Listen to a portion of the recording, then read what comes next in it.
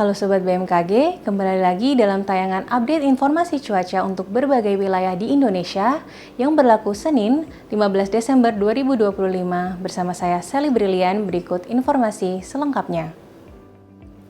Sobat BMKG, siklon tropis Bakung diprediksi berada di Samudra Hindia Barat Lampung dengan kecepatan maksimumnya adalah 60 knots dan tekanan udara minimum adalah 981 hektopascal dengan arah gerak ke arah barat daya. Potensi 48 hingga 72 jam ke depan intensitasnya persisten pada kategori 2 dengan pergerakan ke arah barat daya menjauhi wilayah Indonesia. Bibit siklon tersebut dapat meningkatkan kecepatan angin di sekitar sistem atau low level jet hingga mencapai 25 knots dan dapat membentuk daerah perlambatan kecepatan angin atau konvergensi di Samudra Hindia Barat Daya Lampung atau di sekitar sistem. Kemudian terpantau juga bibit siklon tropis 93S diprediksi berada di Samudra Hindia Selatan Jawa Timur. Dalam 24 jam ke depan, intensitas bibit siklon tropis 93S intensitasnya diperkirakan persisten dan cenderung melemah ditandai dengan kecepatan angin maksimum hingga 10 hingga 15 knot dan menurunnya aktivitas konvektif dengan arah pergerakan ke arah selatan. Dalam 48 hingga 72 jam ke depan, intensitas sistem diperkirakan akan persisten dengan pergerakan ke arah utara. Potensi bibit siklon tropis 93S untuk berkembang menjadi siklon tropis dalam 24 hingga 72 jam ke depan dalam kategori peluang rendah. Bibit siklon tersebut dapat membentuk daerah perlambatan kecepatan angin atau konvergensi memanjang dari Jawa Tengah hingga Nusa Tenggara Barat. Sobat BMKG, terdapat juga potensi pertumbuhan low pressure area di Laut Arafuru Barat Daya Papua Selatan yang dapat meningkatkan potensi pertumbuhan awan hujan di wilayah Maluku bagian selatan, Papua Tengah, dan juga Papua Selatan. Sirkulasi siklonik juga diprediksi terbentuk di Samudra Pasifik Utara Papua Nugini yang membentuk daerah perlambatan kecepatan angin atau konvergensi di wilayah Samudra Pasifik Utara Papua Nugini.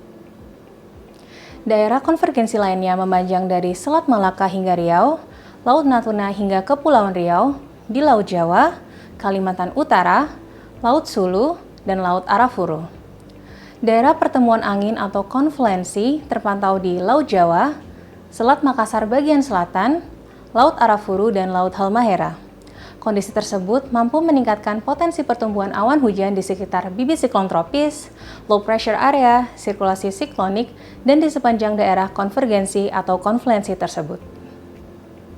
Sobat BMKG, kombinasi dinamika atmosfer tersebut menyebabkan potensi cuaca cukup signifikan di beberapa wilayah Indonesia. Perlu ditingkatkan kesiapsiagaan potensi hujan lebat hingga sangat lebat di beberapa wilayah Sumatera Utara, Riau, Jawa Timur, Bali, Nusa Tenggara Barat, Nusa Tenggara Timur, Kalimantan Barat, Sulawesi Barat, dan Maluku.